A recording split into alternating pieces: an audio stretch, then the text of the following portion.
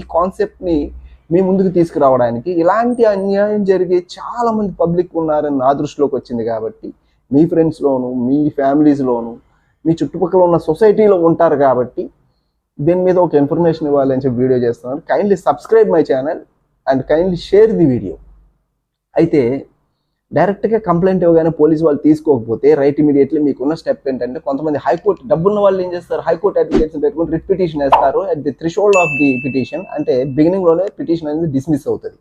ఎందుకంటే first lower కోర్ట్స్లో మనకి ఏమేమైతే remedies ఉన్నాయో హైరార్కీ అనేది ఉంటుంది. ఒక క్రిమినల్ జస్టిస్ సిస్టమ్స్లో, క్రిమినల్ జ్యూరిస్ప్రుడెన్స్లో ఒక హైరార్కీ అనేది ఉంటుంది. లోయర్ లెవెల్ నుంచి హై లెవెల్ వరకు స్టెప్ బై స్టెప్ వెళ్ళాలి.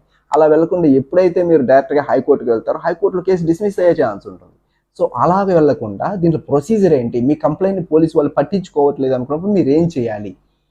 రైట్ ఇమీడియట్లీ మీరు ఒక section 36 and section 154 class 3 of the CrPC కింద ఒక కంప్లైంట్ రాసి సూపరింటెండెంట్ ఆఫ్ పోలీస్కి ఒక రిజిస్టర్డ్ పోస్ట్ చేయాలి.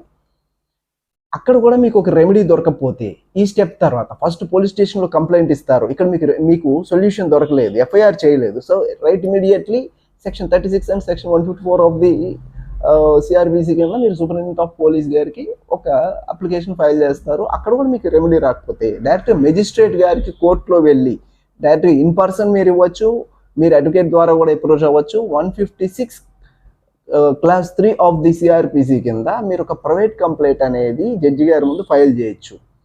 అల్టిమేట్గా మీకు ఖచ్చితంగా ఇక్కడ రెమెడీ అనేది దొరుకుతుంది. జడ్జి గారు మీరు ఇచ్చిన ఫ్యాక్ట్స్ అండ్ ఎవిడెన్సెస్ ప్రాపర్గా ఉన్నాయి అని చెప్పి పరిగణలోకి తీసుకుంటే after appreciating all your facts and evidences, he directs the concerned police authority officer to investigate into the matter and to register the FIR and to file the